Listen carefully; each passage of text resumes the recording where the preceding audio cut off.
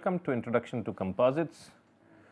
Today we plan to develop relations for density in terms of volume fractions and mass fractions and densities of fiber and matrix materials for unidirectional composites.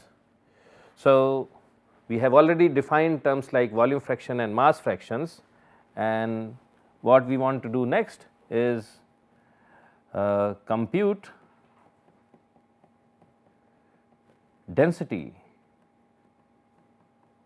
as a function of, so we will compute density as a function of mass fraction and volume fraction. So, we have already stated that if there is a composite material, unidirectional composite material, so it has fiber and matrix, then the total mass of the composite is mc, that equals mf plus m, where is mass of matrix, f is mass of fiber. Okay. So, what do we do is we now divide this entire equation by the volume of the composite. So, we divide it by Vc, the entire thing by Vc. So, what do we get? So, what we get is, so mass of composite divided by volume of composite is what? Density of composite material. So, this equals, now what is mass of fiber? Mass of fiber is volume of fiber times density of fiber, and then I am dividing this by Vc. Similarly, mass of matrix is what? Volume of matrix times density of matrix, and this I am getting dividing it by Vc. Now, we know that Vf over Vc is what? Volume fraction of fiber, and Vm over Vc is volume fraction of matrix. So, I can write a relation that density of the composite equals Vf times rho f plus volume fraction of matrix times rho m. So, this is another relation.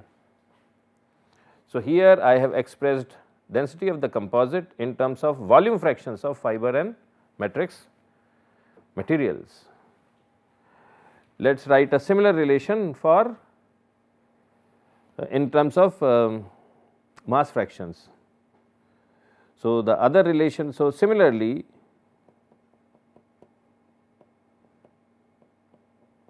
we can also write that the total volume of the composite equals volume of fiber plus volume of matrix. So, we are again right now we are ignoring that there is air in the system, and here we divide the entire thing by mass of the composite.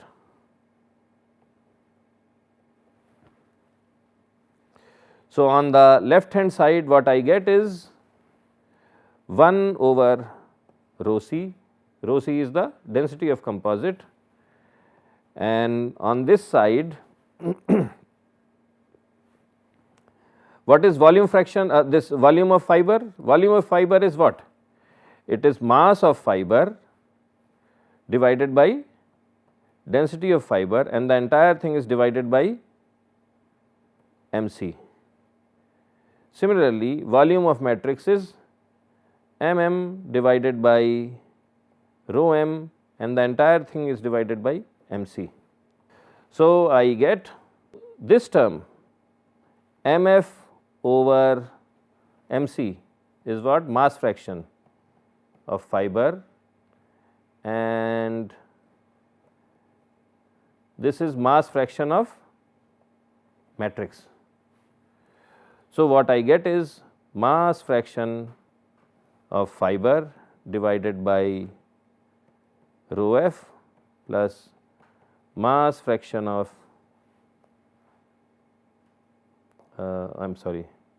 mass fraction of matrix divided by rho m equals 1 over rho c. So, this is the other relation I get.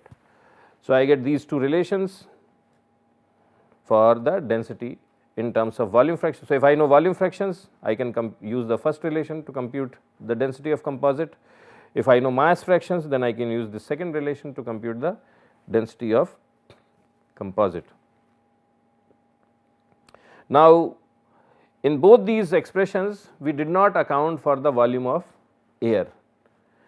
Now, this is how you can theoretically compute the overall density of the composite, but then suppose you want to verify whether it is correct or not. So, how do you do it? Essentially, you have to conduct an experiment, and what people do is that they take a small furnace, they measure the mass of the furnace when there is no composite in it, then they place the composite in it, and especially if it has glass fiber or even if it has graphite fiber, they heat the composite to very high degrees centigrade. So, whatever matrix material is there, it just gets burnt and only the fiber, glass fiber is left.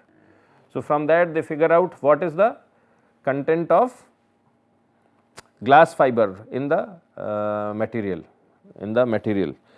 So, that gives them an idea of the volume fraction as well as the mass fraction of the glass fiber, because you know the volume and mass of the original composite. So, from that you can figure out what is the volume fraction of fiber in the system. Now, suppose there is your experimental results and the theoretical results as of the for density as computed from here, they do not agree. That means that there is significant amount of air in the system. So, how do you figure out the from volume fraction of air? So, volume fraction of air equals your theoretical density of the composite will always be a little higher, because it does not account for air, right.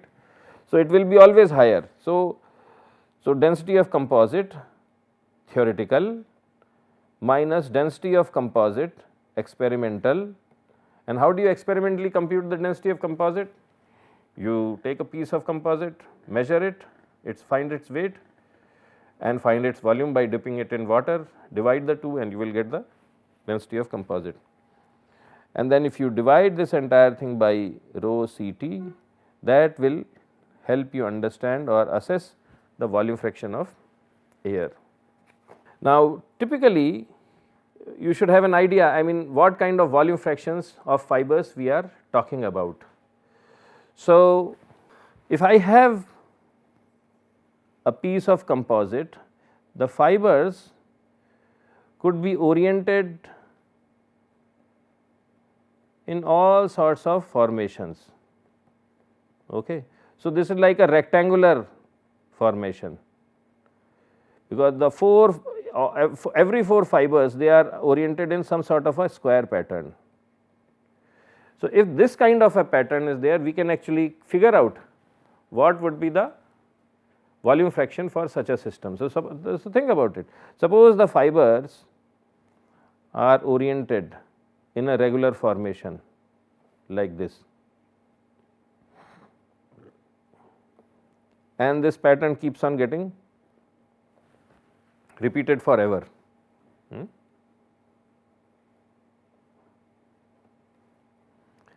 So, the way you can compute the volume fraction based on this arrangement is you take a, so they are arranged in a square pattern, right. So, you take a square pattern and then this square pattern, in this square pattern you compute the area of fiber and the area of overall material, and whatever is the ratio, that is the fiber volume fraction. So, let us look at it. So, you have 4 fibers. Let us say the fibers, and we assume that all the fibers have same diameter, otherwise things get more complicated. So, let us say that the diameter of the fiber is d and the size of the square is s. Then what is the amount of fiber contained in each square? It is these 4 1/4 circles, right. So, if you add up all these green areas, it becomes one whole circle. So, volume fraction is what? Pi d square by 4, that is the amount of fiber contained in each square, divided by the overall material volume. What is that? S square. So, that equals pi d square by 4 s square. Okay. And what is the maximum possible value of Vf? If fibers are arranged in such an order, then Vf max will be when? When these circles touch each other. When these circles touch each other. So, Vf max will occur when d equals s, right. That is when circles touch each other, then this is our rectangle or square, then d equals s. Okay. So, in that case Vf max equals pi over 4 and that equals 78.5%. So, if you arrange the fibers in this kind of a configuration, this is the maximum possible volume fraction of fibers you can get. But there may be smarter ways to arrange fibers in even more tightly packed systems. For instance, you can arrange them as in a that is the tightest possible arrangement.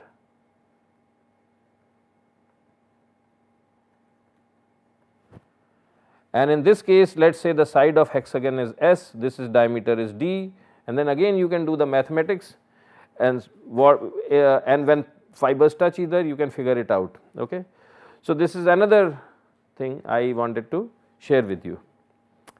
So, this is the overview of density, and this is how we go around computing density of composite materials which are unidirectional in orientation. Now, we will start discussing prediction of other material properties. So, what we will start discussing is computation of longitudinal modulus of a unidirectional composite laminate. So, what does that mean? So, all the fibers are oriented in the length direction, it is a single layer of composite, and what we are interested in is that if I pull it in this direction and let us say, so what is this direction? This is L, right. So, if I am pulling it in L direction, so I am applying a load Fl, and if the cross sectional area is A, so suppose this is my cross sectional area of the sample, then what is the stress I am applying? Then stress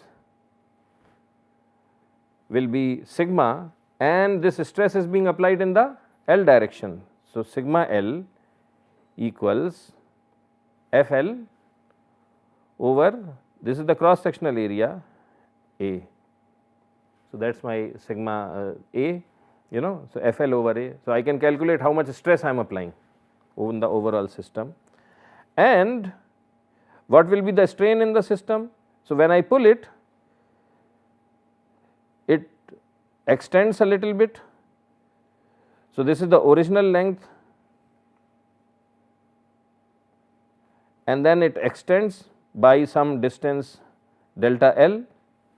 So, what is the strain? Strain in the length direction is delta L divided by L, and this is the strain in which direction? L direction.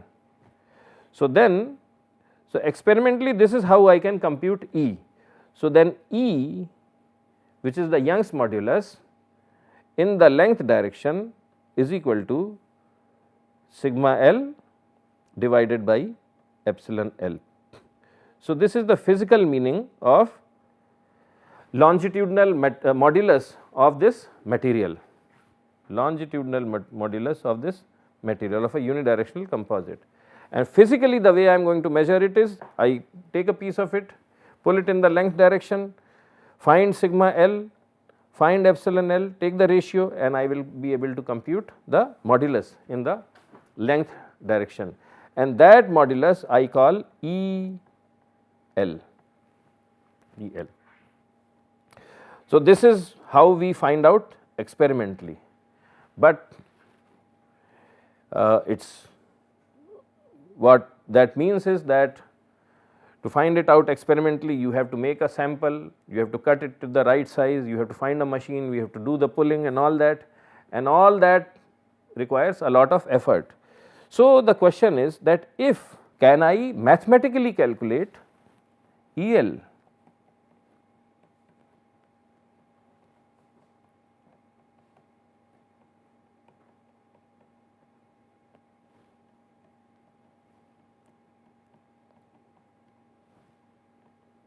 I do not want to, let us say, do experiments. Suppose I do not want to do experiments, can I get an idea of what this value of EL would be?